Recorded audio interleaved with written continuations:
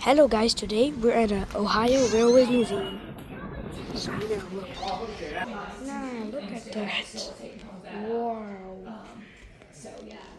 And also look at this. Damn, a wooden train. Damn. Nah. This locomotive, bro. Cool. And also, look at that locomotive. Damn. I think this is the smallest locomotive I've seen at the first time. Let me try if I'm allowed to ring the bell. But guys, I don't think I want to ring the bell. Where's the bell? Where's the bell? This train is not working.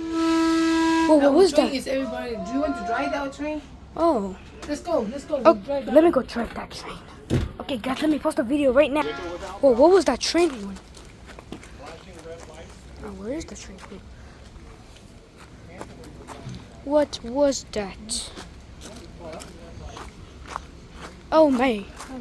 Okay. Okay. A couple minutes? Okay. So we got the train tickets. You got the good seat. Worthington, Ohio. Since 1948. Dang. Ohio. The Ohio Railway Museum. This is the first time I'm seeing okay, what's it called? Oh, a train museum. And right now we're gonna drive into train. We're in the train. Wow. I'm gonna record until the ride is about to start. So guys, I think the ride is about to start. Alright, hello everyone. How are y'all doing today? Good. Are you guys excited for a train ride? Yes. For how many of you is this your first train ride? Okay. For how many of you are you an expert train rider? You've been on so many trains before. I ride a train. Where did you take a train? We've been to Indiana, we've been to Smoky Mountains, we've been to here, we've been Hocking Hills. Okay. Well traveled in the area. Very well traveled. Yes. I saw some hands over here. New York. Was it a subway train? No. Is it a regular bus? Alright, very nice. Very nice. Awesome. Well, we are going to be taking off soon. Some quick safety rules. Please remain seated for the entire ride. This is a old car, if you can't tell. An old engine and an old track. So the ride will be bumpy. So yeah, for your safety, please remain seated. We are currently traveling on the old Columbus, Delaware, and Marion interurban line. Does anyone know what an interurban is?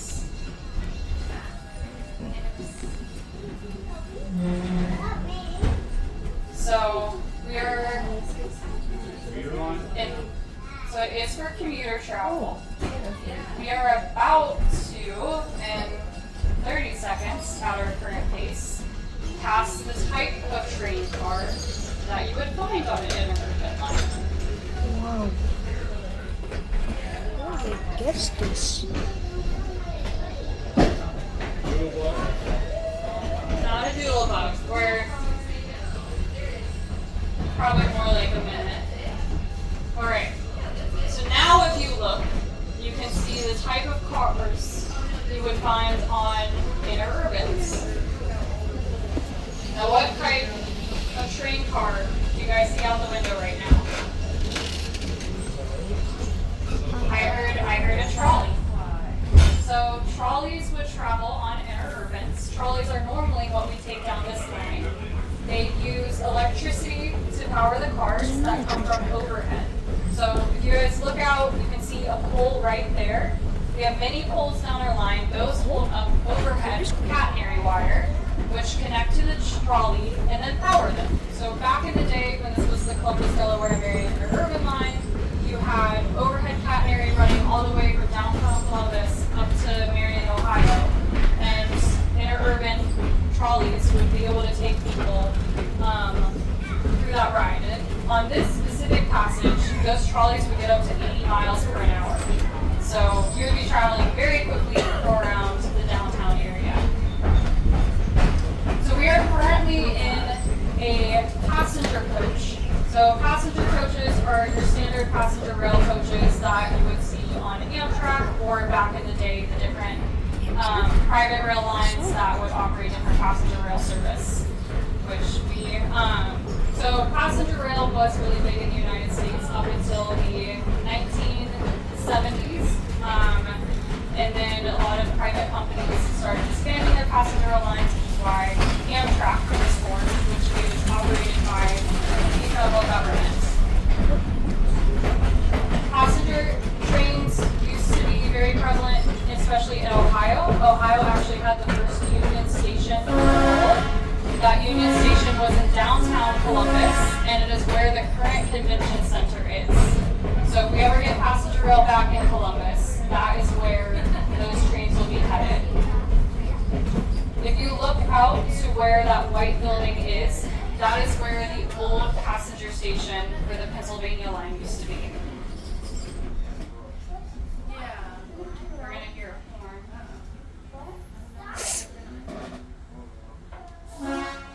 Okay, so basically back in the day, you could get on an interurban at downtown Columbus, come up here, get off, go to where that white building is now, buy a ticket, and get on a train and head to Chicago, New York City, Florida. You even catch a train into Chicago and then head out to California from there. So you can travel pretty much anywhere in the country from Worthington, Ohio, especially Columbus, Ohio. So really cool history we have here. We are currently stopped. If you were wondering why we were stopped so soon, because our bridge is out of service. So not only is our overhead out of service due to the winter storms, our bridge is also out of service.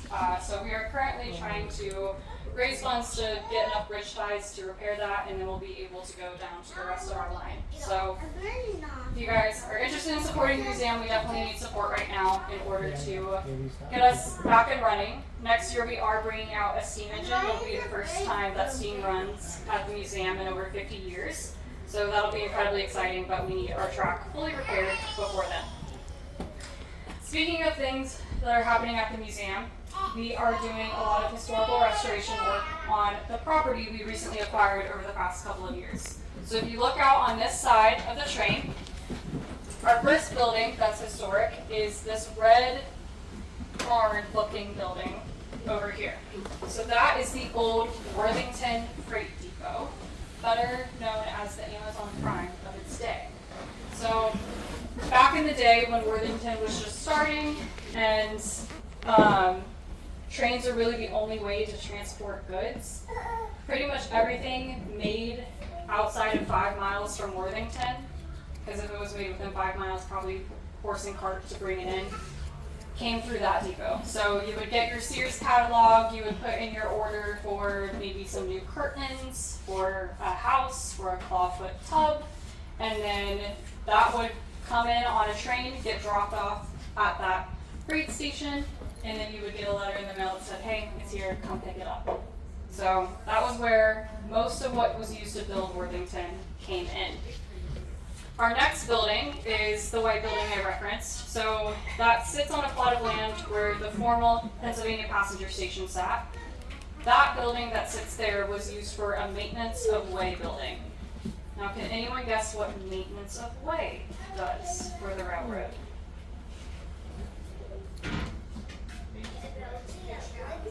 Yes, they work on and maintain the track. So maintenance of way, how it works on the railroad is you have teams known as section gangs, usually 4 men, and they would live in a section house. And that section house is where they would store the tools as well as themselves. They lived there for railroad maintenance. And each section gang would maintain 20 to 30 miles of track down the railroad, and they would be taking speeder cars, which are our little yellow cars that you can see up north, just to go up and down the line, make sure it's safe, make sure there's nothing that could cause some track to repair, and make repairs if they are needed. So that was a full-time, 7 days a week, working on the railroad type of job. And now our current maintenance of way volunteer team here at the museum uses that building for the same purposes as well, to store our track tools and use it as a facility to do maintenance on some of our smaller equipment. Our last building, which is at the very end, you can see it's a tiny little guy. That is the Worthington Scale House. Can anyone guess what a scale house is used for? Okay. It does not store the train tracks. It's a scale house. What do you use a scale for? The way the train goes. So weighing is correct. But what you would weigh, think about something that trains definitely used back in the day, but also households. Coal. Correct. So this entire yard through here used to be filled with mountains of coal. They would come in on the trains, get dumped, and then you would come in with your horse-drawn carriage, go onto the scale, get your tare weight for the carriage, fill up with coal, weigh again, okay, and then be on your way to go heat your stove, heat your home. Worthington was essentially powered out of the coal that was dropped off at that building there. So with these historic buildings, our goal as the museum is to not only restore them, preserve the history, but also to repurpose them as well. So that scale house is going to become a library where we're going to store our historic documents so that visitors have access to them. Since we're next to one of the largest universities in the nation, there's a lot of people that do research in these transportation areas, so we want to be able to be a resource to them as well. This building will continue to be our maintenance of way building, but hopefully get repairs and upgraded, as well as to have displays open to the public on how maintenance of way works. And our red barn will be converted into both a display and event space. And this entire landscape, we're adding additional track, we're adding walking pathways, additional buildings, which you can see in the little model. Once we get off, you can stop by and see the model up there, as well as our vision for the future. So lots of amazing work happening with the awesome volunteers here at the museum.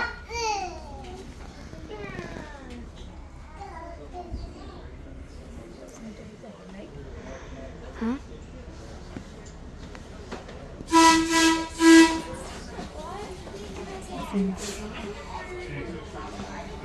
Bây giờ mẹ firstly cầm một.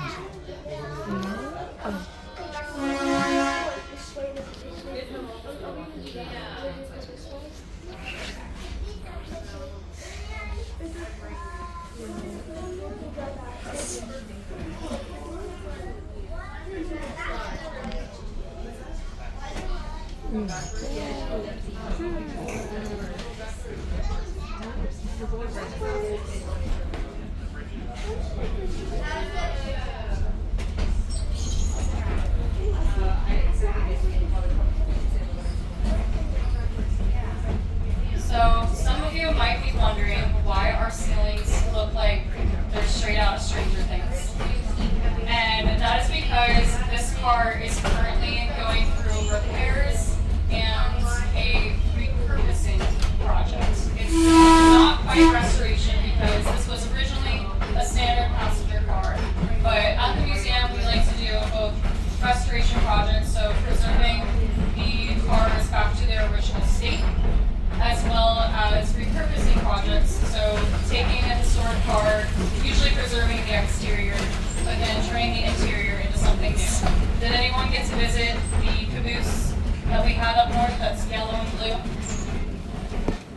So once you get off, go check out the caboose. That's currently our snack shack, but that is an example of a repurposed car. So we restored the original caboose frame and interior, and we're turning it now into a food truck.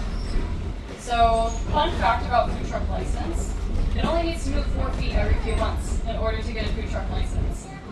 So that'll be a way that we'll have a full kitchen on at the museum and be able to do events and serve food, but a cool way that people got creative about how do we repurpose this train car. This current train car is being converted into a table car. So instead of standard passenger seating, we'll have booths and a bar over in this location, and you can see a little model of it over on the table.